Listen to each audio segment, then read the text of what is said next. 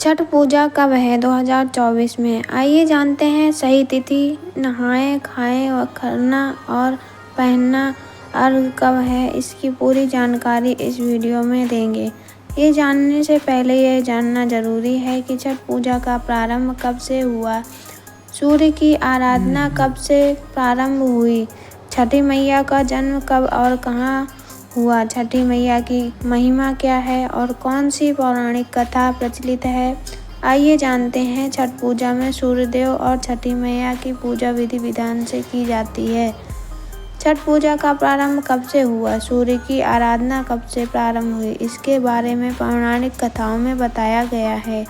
सतयुग में भगवान श्री राम, द्वापर युग दानवीर कर्ण और 5 पांडवों की पत्नी द्रौपदी ने सूर्य की उपासना की थी। छठी मैया की पूजा से जुड़ी एक कथा राजा प्रियव्रत की है, जिन्होंने सबसे पहले छठी मैया की पूजा की थी। आइए जानते हैं कि सूर्य उपासना और छठ पूजा का इतिहास और कथाएं क्या हैं। छठ पूजा की पौराणिक कथा में न केवल सूर्य देवता और छठी मैया की महिमा है, बल्कि ये समर्पण, भक्ति और पारिवारिक संबंधों की भी कहानी है। यहाँ इस कथा को और विस्तार से प्रस्तुत किया गया है। छठी मैया की जन्म की कहानी और प्रचलित पौराणिक कथा। प्राचीन समय में एक राजा थे जिनका नाम सूर्यवंश था। उनके एक पुत्री थी जिसका नाम सत्यवती था। सत्यवती बहुत ही भली और सुंदर थी। उनकी शादी राजा गंधर्वसेन से हुई। गंधर्वसेन एक धनवान और बुद्धिमान राजा थे। कुछ समय बाद राजा गंधर्वसेन का निधन हो गया। सत्यवती अपने पति के बिना अत्यंत दुखी हो गई और अपने मायके वापस आ गई। मायके में लौटने के बाद सत्यवती ने अपने पिता से कहा कि वह अपने पति के बिना जीने में असमर्थ है। उन्होंने भगवान सूर्य देवता की कृपा से अपने पति की आत्मा को शांति देने का निश्चय किया। सत्यवती ने एक कठोर तपस्या करने का निश्चय किया। उन्होंने छठी मैया और सूर्य देवता की आराधना करने के लिए 9 दिन का उपवास रखा। उन्होंने केवल पानी और फल का सेवन किया और अपनी इच्छाओं को पूरी तरह से त्याग दिया। सत्यवती ने ध्यान और साधना के माध्यम से अपनी भक्ति को और गहरा किया। उन्होंने भगवान सूर्य से प्रार्थना की कि वह उन्हें एक संतान दें, जिससे उनके पति की आत्मा को शांति मिलेगी। उन्होंने कहा, हे सूर्यदेव, आप जीवन के स्वामी हैं, कृपया मेरी प्रार्थना सुनें और मुझे संतान का आशीर्वाद दें। सत्यवती की तपस्या ने सूर्य देवता को प्रसन्न किया। उन्होंने सत्यवती के सामने प्रकट होकर कहा, हे सत्यवती, तुम्हारी भक्ति और तपस्या से मैं प्रसन्न हूँ। तुम जल्द ही एक पुत्री को जन्म दोगी, जो तुम्हारे परिवार को खुशियों से भर देगी।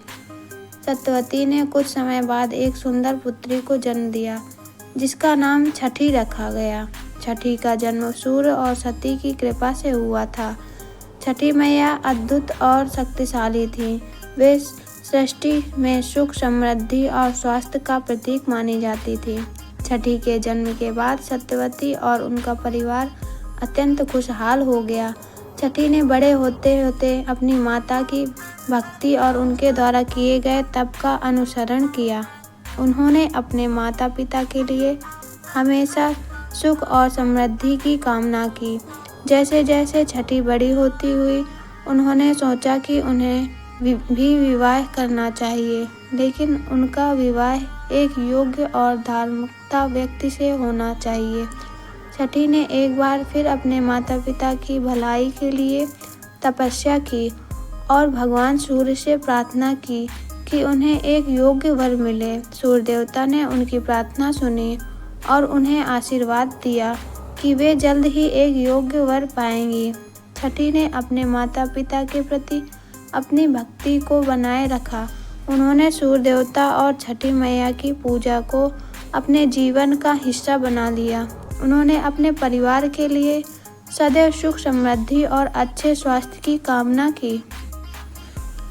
एक और कहानी से समझते हैं कि छठी मैया कौन है। छठ पूजा के दिन सूर्यदेव को अर्घ्य क्यों दिया जाता है? छठी मैया और सूर्यदेव का रिश्ता क्या है? आइए जानते हैं। छठ पर्व सृष्टि का अप्रबंध है। कार्तिक मास की अमावस्या को दिवाली मनाने के 6 दिन बाद कार्तिक शुक्ल को मनाए जाने के कारण इसे छठ कहा जाता है। ये 4 दिनों का त्योहार है और इसमें साफ सफाई का खास ध्यान रखा जाता है। इस त्योहार में गलती की कोई जगह नहीं होती। इस व्रत को करने के नियम इतने कठिन हैं कि इस वजह से इसे महापर्व और महाव्रत के नाम से संबोधित किया जाता है। कौन है छठी मैया? मान्यता है कि छठ देवी सूर्य देव की बहन है और उन्हीं को प्रसन्न करने के लिए जीवन के महत्वपूर्ण अवसरों में सूर्य व जल की महत्व को मानते हैं।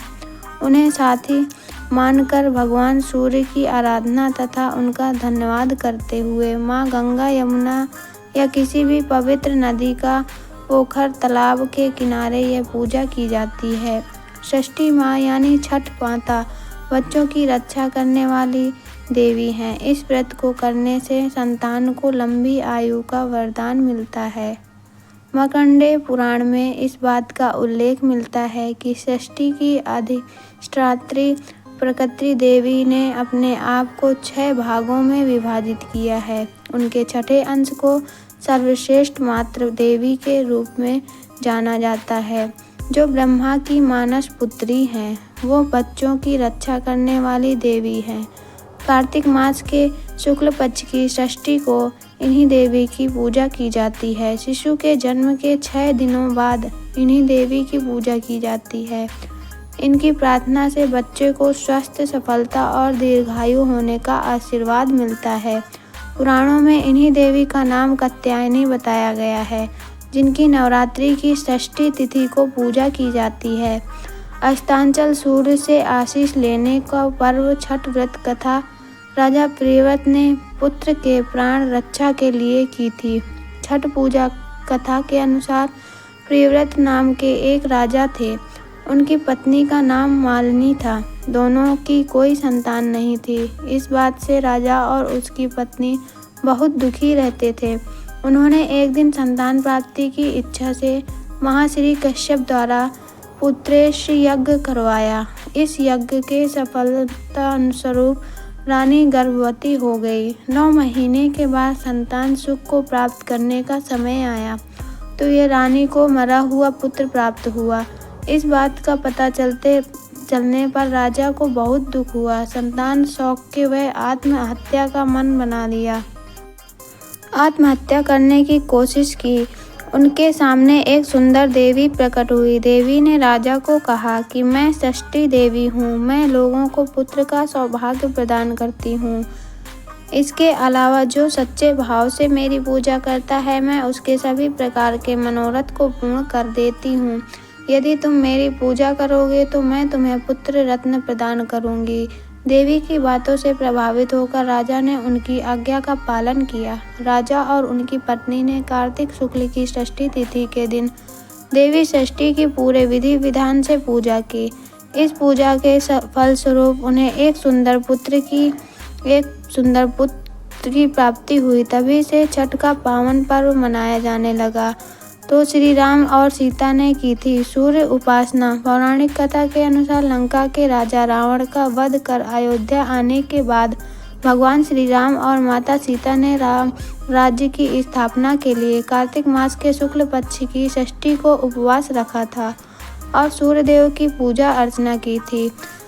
नंबर 3, द्रौपदी ने पांडवों के लिए रखा था छठ व्रत। पौराणिक कथाओं में छठ व्रत के प्रारंभ को द्रौपदी से भी हाथ जोड़कर देखा जाता है। द्रौपदी ने 5 पांडवों के बेहतर स्वास्थ्य और सुखी जीवन के लिए छठ व्रत रखा था और सूर्य की उपासना की थी, जिसके परिणाम स्वरूप पांडवों को उनको खोया राजपाट वापस मिल गया था। नंबर 4, दानवीर कर्ण ने शुरू की सूर्य पूजा। महाभारत के अनुसार दानवीर कर्ण सूर्य के पुत्र थे और प्रतिदिन सूर्य की उपासना करते थे। कथा अनुसार सबसे पहले कर्ण ने ही सूर्य की उपासना शुरू की थी।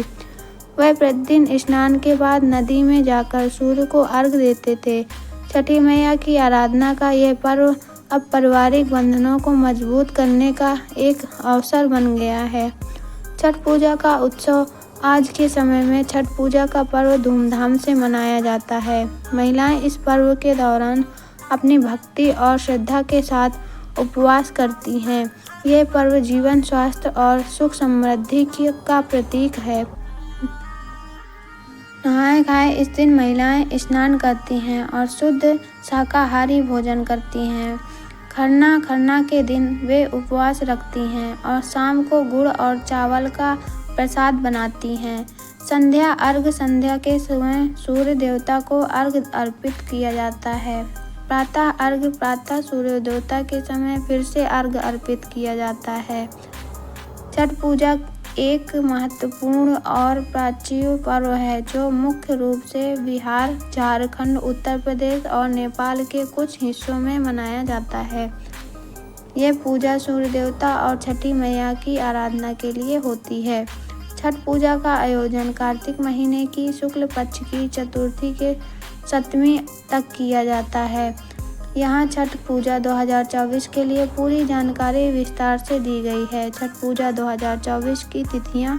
छठ पूजा 2024 में निम्नलिखित तिथियों पर मनाई जाएगी। नहाय खाए 8 नवंबर 2024 शुक्रवार, खरना 9 नवंबर 2024 शनिवार, संध्या अर्घ्य चौथी और सूर्य उपासना 10 नवंबर 2024 रविवार, प्रातः अर्घ्य 7वीं 11 नवंबर 2024 सोमवार।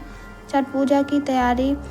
नहाय खाए 8 नवंबर 2024 उद्देश्य। इस दिन का उद्देश्य शरीर और मन को शुद्ध करना होता है।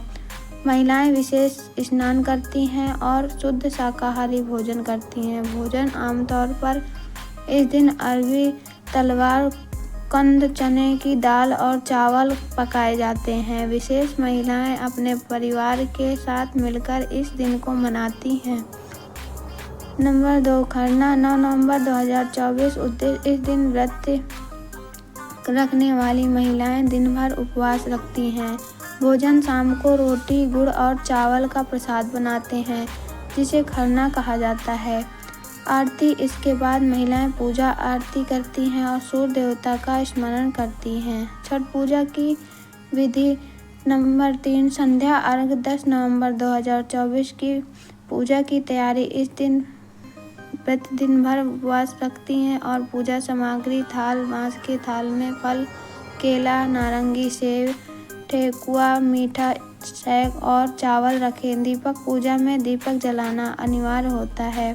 संध्या पूजा। सूर्यास्त के समय नदी, तालाब या किसी जलाशय के किनारे जाकर पूजा करें। अर्घ्य अर्पित करना। सूर्यदेव को अर्घ्य अर्पित करें। इसके लिए हाथ में पानी लेकर सूर्य की ओर देखें और अर्घ्य दें। नंबर 4 प्रातः अर्घ्य 11 नवंबर 2024 उद्देश्य सुबह सूर्योदय के समय फिर से अर्घ्य अर्पित किया जाता है। सूर्य की आराधना। सूर्यदेव की आरती करें और सभी सामग्रियों को पुनः अर्पित करें। प्रसाद वितरण। इसके बाद परिवार और दोस्तों के साथ प्रसाद बांटें। छठ पूजा का महत्व। सूर्य देवता की आराधना। यह पूजा देव देवता की कृपा प्राप्त करने के लिए होती है जो जीवन और ऊर्जा के स्रोत हैं। नंबर 2 स्वास्थ्य और समृद्धि। छठ पूजा के परिवार में सुख, शांति और समृद्धि आती है। यह पूजा संतान सुख के लिए भी महत्वपूर्ण मानी जाती है। नंबर 3 प्राकृतिक पर्यावरण। यह पूजा जल स्रोतों और प्राकृतिक संसाधनों के लिए जागरूकता बढ़ाती है। विशेष बातें। सामग्री। पूजा के लिए सभी सामग्री, फल, ठेकुआ और अन्य प्रसाद पहले से तैयार कर लें।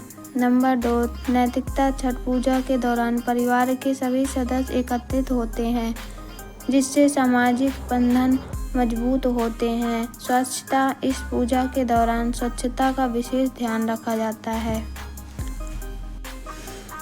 निष्कर्ष। छठ पूजा एक समर्पित और सकारात्मक पर्व है जो सूर्य देवता की आराधना के साथ साथ पारिवारिक संबंधों को भी मजबूत बनाता है। इसे धूमधाम से मनाने के लिए सभी तैयारियां समय से कर लें। यह पर्व सभी के लिए सुख, समृद्धि और स्वास्थ्य की कामना करता है। तो दोस्तों, कैसी लगी आज की ये वीडियो? अगर वीडियो अच्छी लगी हो तो वीडियो को लाइक और हमारे चैनल को सब्सक्राइब कर लें। धन्यवाद। राधे राधे।